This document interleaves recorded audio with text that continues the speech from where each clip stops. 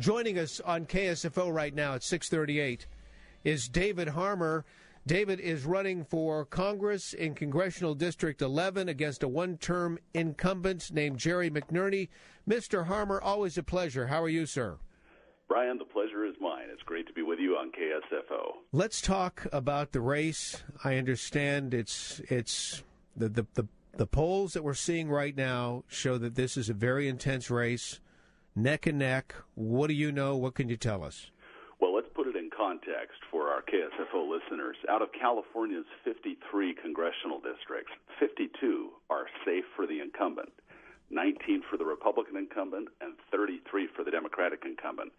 There's only one true swing district left in the entire state, and that's the 11th congressional district where I'm running. This runs from the East Bay Area suburbs, Danville, San Ramon, where I live, Pleasanton, out to the San Joaquin Valley, Stockton, Tracy, Manteca, Lodi. It is the closest district to Nancy Pelosi that we can recapture this year, and we're going to do it. The latest poll shows incumbent Democrat Jerry McNerney 1 point down, 45% for David Harmer, 44% for Jerry McNerney. Now, that's good news, but obviously it's too close to call, and we've got 40 days to go. So we need KSFO listeners to go to harmerforcongress.com, pitch into the Treasury, sign up to volunteer, walk a precinct, adopt a precinct, but get involved. We can win this thing. David Harmer, I want to talk about your qualifications for Congress in just a moment because I think they're significant, but it's interesting. You interface with a lot of the other candidates who are running as Republicans around the Bay Area, and I have met so many of these wonderful people, great patriots. The folks supporting them are fantastic. I am inundated, David, with requests from their supporters, from their campaigns to do interviews with these people, and, of course, we'll make time as it comes available. But what I continually find myself telling a lot of the supporters, and I don't mean to discourage them, but you look at voter registration for one of these districts and how Democrats outnumber Republicans by large margins. And let's be realistic. Most of these Democrats simply go to the polls, fill out their absentee ballots, and say, well, I'm a Democrat. I just check Democrat, and it's done. So to change their minds is a very, very difficult thing to do. The one advantage you have in your district is the fact that voter registration, Republicans versus Democrats, is pretty much even, isn't it? You couldn't get a more evenly balanced district. 39.17% Republican, 39.12% Democrat. Out of 373,000 registered voters, wow, we've got a nominal advantage of just a couple hundred Republican voters. Wow. So, I mean, that's why this district is in play for a lot of other reasons. The other reason is Jerry McNerney, he's a one-termer. When this guy was voted into office, there were many of us saying, who is he? Where did he come from? What does he represent? What has he done? His background is really curious to me. What say you? Well, look, Jerry McNerney didn't get hired. It's that the Republican majority got fired back in 2006. Look, McNerney has tried to campaign as an independent, as a moderate, but he's a Pelosi puppet. He has rubber-stamped the Obama-Pelosi agenda. You name the bad idea out of Washington, he voted for it. The so-called stimulus, which hasn't stimulated anything but federal debt, he rubber-stamped it. Last year's budget, with its record-breaking deficit, he rubber-stamped that. Cap and trade, which, as you address in your book, ClimateGate, would devastate our economy without making any difference in anthropogenic carbon loading, rubber-stamped that. Obamacare, this trillion-dollar health care takeover. You name it, he's been a reliable vote for the Obama-Pelosi agenda. And that's just not sitting well with his constituents, which is why he's afraid to face them in a town hall meeting. Now, David Harmer's our guest on KSFO. He is running for Congress against Jerry McNerney in the 11th Congressional District. David, let's talk about your qualifications for this position, and especially I want folks to hear about your dad, because I believe the apple doesn't fall far from the tree. Your dad is a great American. He served this state well. It's David Harmer on the Sussman Show, KSFO. You're listening to Brian Sussman on Hot Talk 560 KSFO. 645 KSFO. David Harmer is running for Congress in the 11th Congressional District that is in the East Bay, and he's running against Jerry McNerney. And a correction, I mentioned that Jerry McNerney is a one-termer. Actually, he's done his 2 terms, but it's time for him to essentially be termed out by the voters, and that's why we have David Harmer on the line. David, it is interesting, isn't it? This is a congressional district that has evenly split between Republicans and Democrat voters. When you're going out there and talking to the registered Democrats, what is your message? What are you telling them? Why are you? How are you convincing them that you're the man for the job? Listen, it doesn't take much convincing at all, Brian. You don't have to look far to see that our country's on the wrong track. Buck McQuillan gave us the latest evidence of that just a couple minutes ago here on your show. Unemployment has not persisted at levels this high for this long since the Great Depression. The economy is stagnant, and everybody knows it. Everybody has friends or family who've been out of work for 6, 12, even 18 months. Everybody can see that businesses aren't investing, employers aren't hiring, consumers aren't buying, houses aren't selling, but 4 million of them have gone into foreclosure. People see that things aren't working. Now, meanwhile, while the economy is struggling, Washington is fat and happy. Congress is spending money like it's spouting out of that well from under the Deepwater Horizon in the Gulf. And this disconnect offends people deeply. They see no economizing in the federal government, while the private sector is really having to squeeze.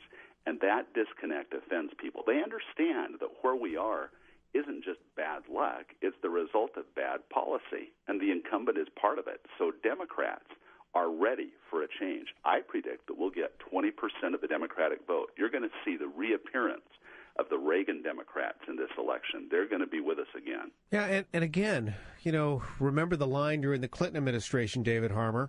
It's the economy, stupid. People look at their bottom line, and they're seeing what's happening in Washington, D.C. clearly is not working.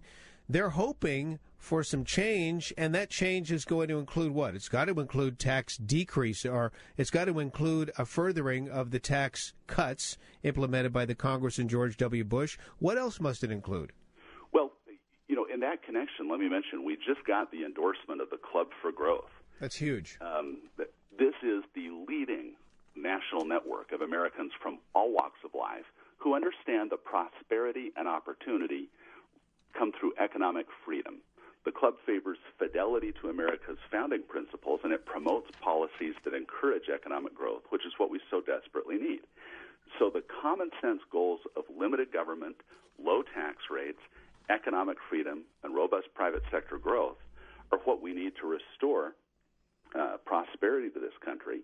The incumbent majority opposes every one of those policies, and as you point out, is actively trying to do the opposite. I mean, we're scheduled for the largest increase in national history at midnight on December 31st. Meanwhile, those of us who are challenging the incumbents say, you know what, Reagan taught us the secret to economic growth. We know how to do it. We just need to get back to policies that work. David Harmer, running for Congress, 11th Congressional District. Of the 53 districts in the state of California, 52 are thought to be not even in play. I mean, the incumbents are going to be able to retain their seats, both Republican and Democrat alike. But in this particular district, there is a real opportunity.